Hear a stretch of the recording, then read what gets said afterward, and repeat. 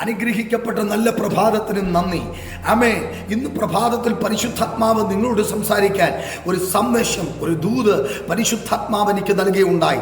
അതിപ്രകാരമാണ്, Israel ജനം മരുഭൂമിയിൽ കയറിയപ്പോൾ കാടപ്പക്ഷിയെ കൊണ്ട് അവൻ പോറ്റി, മന്ന കൊടുത്ത് അവൻ പോറ്റി. ആമൻ. തീക്കൽ പാറയിൽ നിന്ന് ആമൻ വെള്ളത്തെ ഒഴുക്കി അവൻ അനുഗ്രഹിച്ചു. എന്നാൽ പ്രതികൂലങ്ങൾ ആമൻ യോർദാൻ വന്നു, ചെങ്കടൽ വന്നു, യെരിഹോവിന്റെ മതിലുകൾ വന്നു.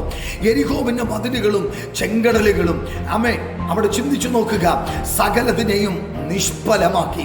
ഇന്ന് പകൽ നീ മരുഭൂമിയിലാണെന്ന് വെച്ച്, നീ മരുഭൂമിയിൽ ആയിപ്പോയെന്ന് വിചാരിച്ച് നീ ഭയപ്പെടല് കേട്ടോ.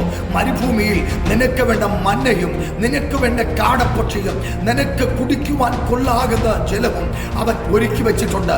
ഭയപ്പെടേണ്ട. യെരിഹോവിനെ കണ്ടാൽ നീ ഭയപ്പെടേണ്ട. ചെങ്കടലിനെ കണ്ടാൽ നീ ഭയപ്പെടേണ്ട. ആമേൻ. തീക്കൽ പാറയിൽ നിന്ന് നിനക്ക് വേണ്ടിയുള്ള ജലാശയത്തെ അവൻ ഒരുക്കി വെച്ചിട്ടുണ്ട്. ഭയപ്പെടേണ്ട കേട്ടോ. അവൻ മന്ന ഒരുക്കിയിട്ടുണ്ട്. അവൻ നിനക്ക് വേണ്ടി കാടപ്പക്ഷിയെ ഒരുക്കിയിട്ടുണ്ട്. ഭയപ്പെടാതെ മുന്നേറുക. ഈ മരുഭൂമിയിൽ അത്രേ ദൈവത്തിന്റെ മഹത്വം നിനക്ക് കാണാൻ നീ അനുഭവിക്കാൻ തുടങ്ങുന്നത്.